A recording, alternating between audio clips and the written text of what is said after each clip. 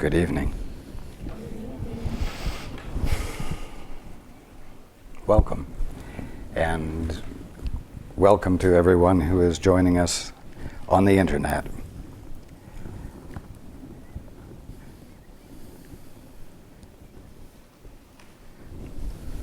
We will start right here. The illusion of needs. You who want peace can find it only by complete forgiveness. No learning is acquired by anyone unless he wants to learn it and believes in some way that he needs it. Let's stop there. You who want peace can find it only by complete forgiveness.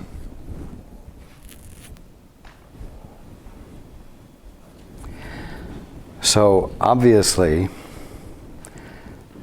something held as unforgiven in your consciousness is what deprives you of your peace. What is something that is unforgiven?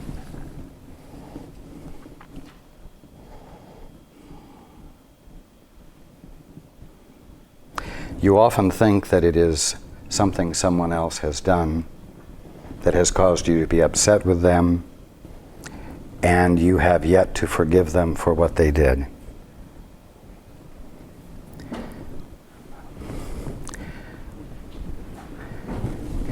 But I will tell you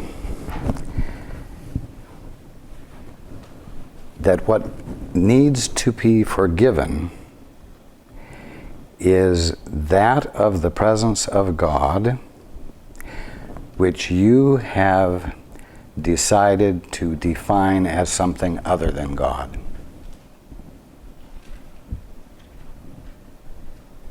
And that could be a leaf or a rock. It could be something, anything that you say, oh, it's just matter. The moment you say, oh, it's just matter, you have decided not to see God there. If you're going to see God there, you will say, oh, Spirit. And you will be curious to experience the fullness of Spirit that is embodied there. But as long as you say, oh, it's just matter, you've denied what it is, you are holding it to be something different, and you have separated yourself from the conscious experience of God. And so, forgiveness needs to be given to whatever it is that you have defined as something other than God. And forgiveness amounts to the abandonment of your commitment to your personal definition of the presence of God as something other than the presence of God. Forgiveness is the abandonment of the definitions you have given to everything.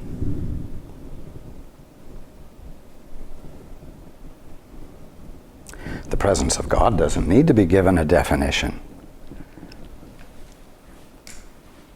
It simply needs to be embraced and experienced. So whatever you have given a definition to needs to be forgiven. Not for what it did. It needs to be abandoned. The definition needs to be abandoned by you so that there is a space within you for what it really is to register with you.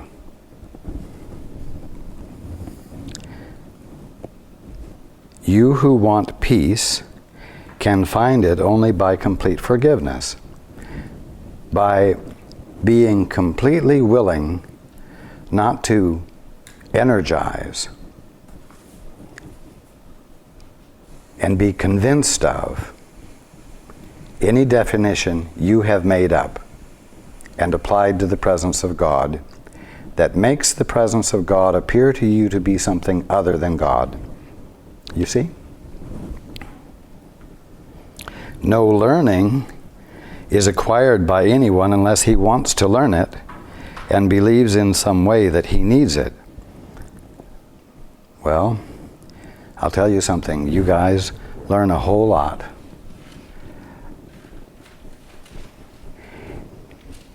By virtue of being very creative in the definitions you give to everything, and then memorizing your definition and making commitment to it. That's learning.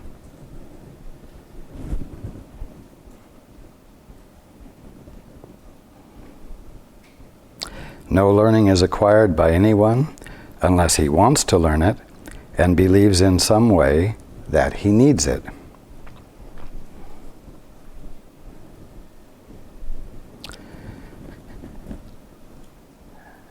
And I'll tell you that literally, waking up, coming back into your right mind, is not really a process of learning. It's a process of unlearning. You don't need to learn about reality. The experience of reality is utterly natural to you. And you'll find that it's what's present as your conscious experience of being when you willingly abandon your cherished definitions of everything, and each other, and yourselves. Continue. Okay. Could you explain the relationship of a miracle to forgiveness? Well, a miracle is a sudden shift of perception which occurs in an undefended moment. An undefended moment is a moment which isn't full of your consciously defining something. Same. Yeah. However, you can experience an influx of insight voluntarily. A miracle happens involuntarily. And you can choose to look at the sweet peas or the glass on the table and desire to experience what it truly is with a willingness to invalidate any definition whatsoever you might have of it and have the influx of clarity come. And that wouldn't be defined as a miracle. It's forgiveness. Yes.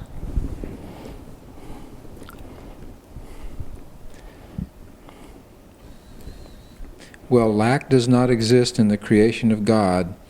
It is very apparent in what you have made. It is, in fact, the essential difference between them. Lack implies you would be better off in a state somehow different from the one you are in. Isn't it interesting? The minute you take, let us say, the sweet pea, and you say, oh, it's part of the plant kingdom. It arrived in my experience through a process of evolution, of physical evolution, through chance and natural selection. It's part of the physical universe which originated with the Big Bang, and God has nothing to do with it. Well, you know what? The moment you define anything in your experience as something other than God, you have deprived yourself of the conscious experience of what it is, and you're in a state of need.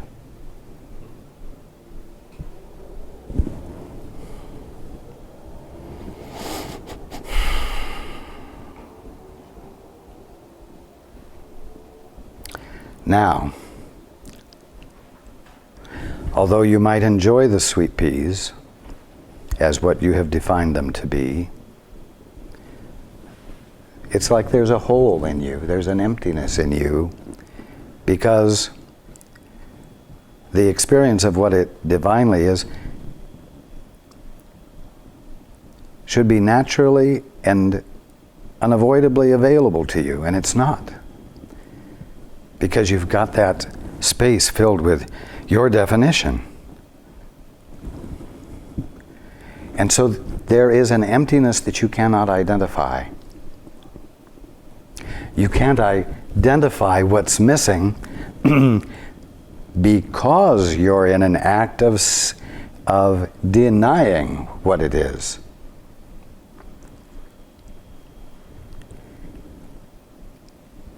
So this state of need impels you to improve your situation. It impels you to get out of the need.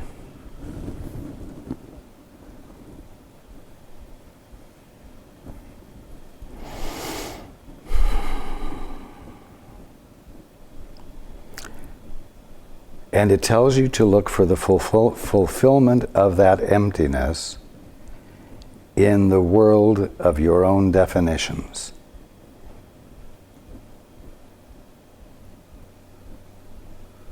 And that's why you're constantly trying to improve yourself, and that's why you're constantly trying to improve your world, and so on and so forth.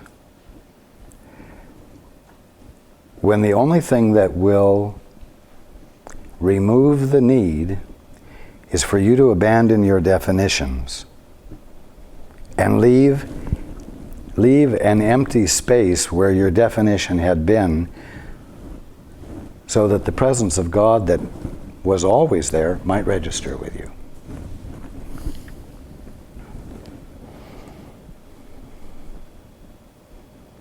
The dissatisfaction which accompanies lack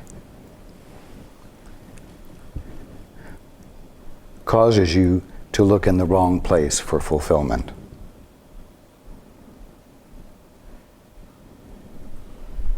It implies that you would be better off in a state somehow different from the one you are in. And this is why I keep homing in on the fact that the only thing confronting you, the only thing in your face is the kingdom of heaven, and right here, right now, right with the sweet peas, right with the glass tabletop, the carpeting, your fingernails, whatever, right here is where your attention needs to be given, with the curiosity to see the more of what reality is than your definition is allowing you to see. The answer is not a state somehow different from the one you are in, or a place different from the one you are in. Continue. Until the separation, which is the meaning of the fall, nothing was lacking. There were no needs at all. Needs arise only when you deprive yourself. And the only thing you can deprive yourself of is the conscious experience of God, because there isn't anything else available for you to deny. Continue. You act according to the particular order of needs you establish. You establish, yes.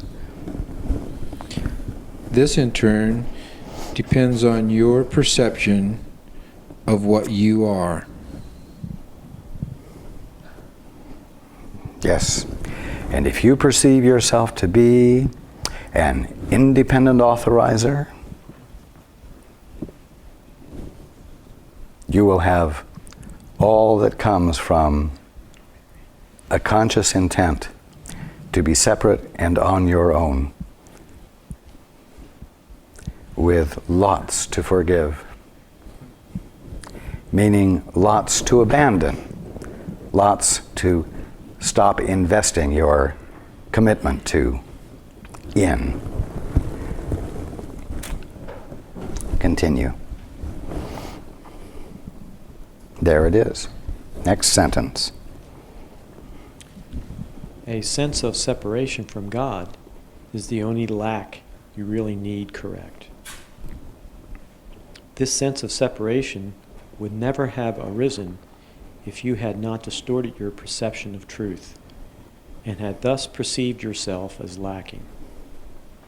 The idea of order of needs arose because, having made this fundamental error, you had already fragmented yourself into levels with different needs. As you integrate, you become one, and your needs become one accordingly. Unified need leads to unified action because this produces a lack of conflict.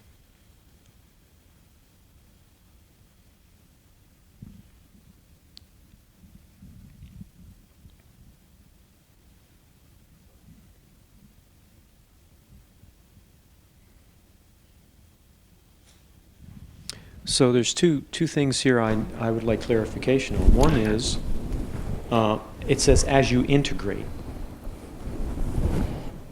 Okay, what does it mean by integrate? As you become less fragmented, as you have fewer parts of you warring with each other within yourself, you can have arguments in your mind, can't you? Well, how many of you are there? Just one. But as long as you can have arguments, as long as a number of points of view can be entertained and discussed, you are experiencing fragmentation. So oftentimes when I'm doing things, I'll say, I'll feel like I'm struggling with what I'm doing. And I'll say, why does everything seem so difficult? Why does everything seem so difficult to do? Is that akin to being in conflict with oneself? Well, indeed.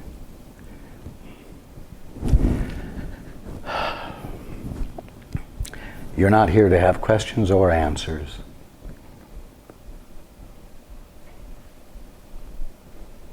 You only have questions and you only try to answer them yourself when you are experiencing an unconsciousness of truth, an unconsciousness of reality, an unconsciousness of the kingdom of heaven that's the only thing going on. That's why unity occurs when you are willing to yield to the Holy Spirit. Because when you're willing to yield to the Holy Spirit, you are withdrawing investment of energy and faith and trust in the various parts of you that can argue with each other and that can have various perceptions of reality. You're one person, you're one. Let's just put it that way. You're one. You are single. And you can look at this person and say, I love him. And you can look at someone else and say, I can't stand his guts. Well, there's conflict right there. And someone else, you'll say, they're a pretty good friend. And another one, they're a friend, but I wouldn't trust my life to them. And you place value judgments of varying kinds on various people or various environments and so on. And what this is expressing is an inconsistency within you of your capacity to be love at all times, you see? And this is called fragmentation. And depending upon the amount of love you are willing to extend and embrace another with will govern how you experience that individual. And it will be conflicted. Now, but the point is this, that you as God is being you, are the presence of love, which constantly looks with love and consistently sees the Christ and the truth in everything your eyes fall upon. Now, how do you get from a fragmented, conflicted lover to the state of being that God is manifesting there as you? You do it by finding another source for evaluating everything than your own fragmented mind, which is the Holy Spirit, or your guide, or anyone who is awake. And then you lean heavily on their judgment, and you stay with it so that you might get the feel of it, so that you might remember that this state of being, this state of mind, is your natural state of mind and represents you most truly, so that you never abandon it again for an evaluative love. You see? So this is what it refers to when it says unified needs lead to unified action. Indeed. So the unified need is we recognize that the only real need that we have is the separation from God. Say that again. Okay. In the first sentence, it said a sense of separation from God is the only lack you really need to correct. Yes. And so that this that is the unified. That's when your needs are unified. Then you recognize that that's the only thing that you're lacking. Yes, that your only need is to be joined again. Joined with Yes. God. And this unified action that it speaks of is when you say, like for instance in the struggle example I used, Holy Spirit or my guide or God, how should I do this? You Indeed. tell me how this should be done. Indeed. Indeed. And then you act upon the revelation. You act upon the insight, the clarification. Just like you would say, Father, how would you have me see this person? Exactly. Yes.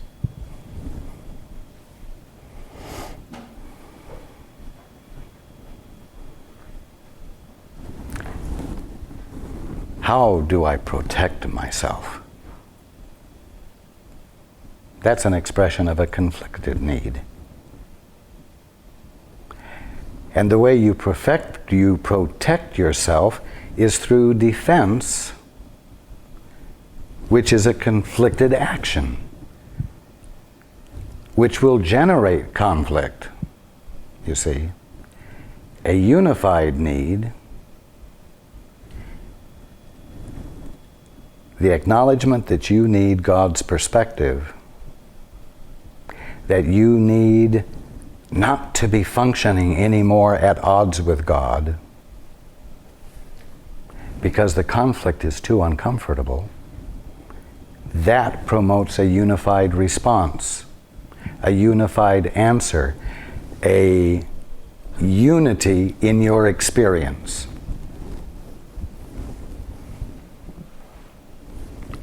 And that's the only way it's going to come. There are no alternatives.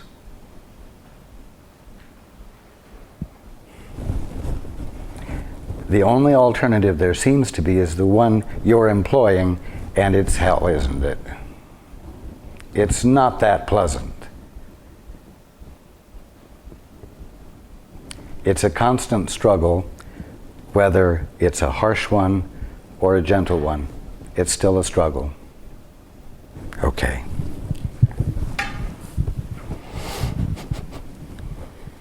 The idea of orders of need, which follows from the original error, that one can be separated from God, requires correction at its own level before the error of perceiving levels at all can be corrected.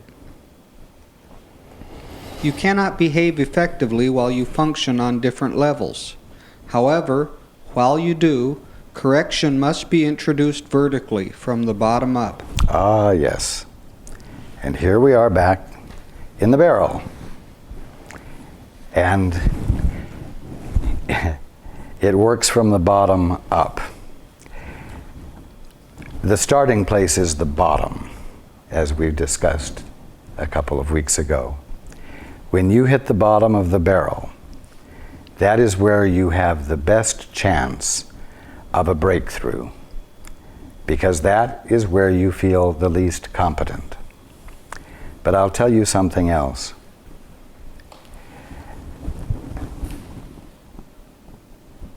When you get to the bottom of the barrel,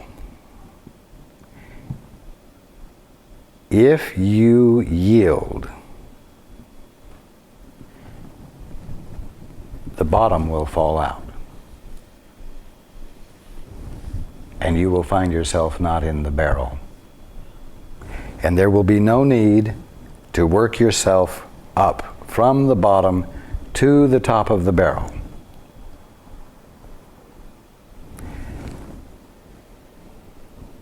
And this is important to understand.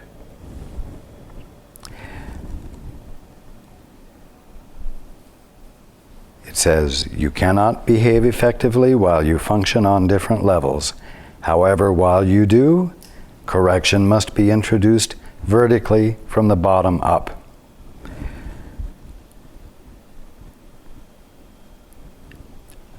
This was said so that you might understand that the starting point is at the bottom. That is its main purpose, this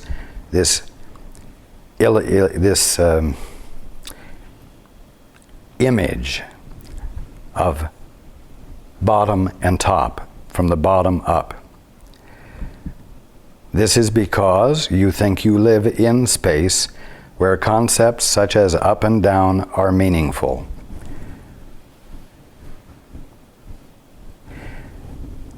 The problem is being in the barrel in the first place, and whether you're at the top or the bottom is important to you while you value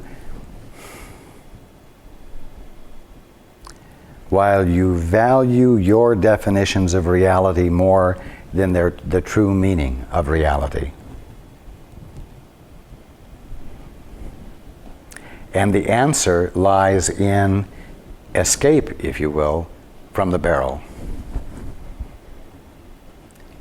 And if you get to the bottom of the barrel, where you have no more energy available to you to try to succeed as an independent entity, and you truly give up, you will fall through the bottom of the barrel and be out of it.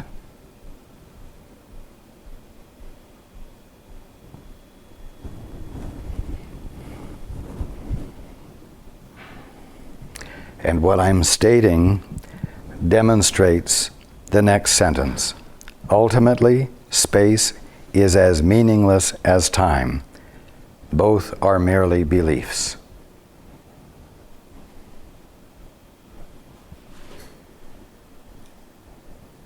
Let's continue.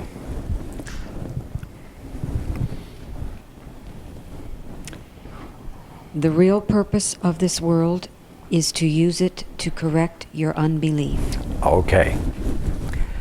We talked last week about learning tools. The minute you take one small part of the kingdom of heaven and define it as something other than the kingdom of heaven, that thing becomes a learning tool. Because that thing stands there representing a requirement upon you to revisit its real meaning.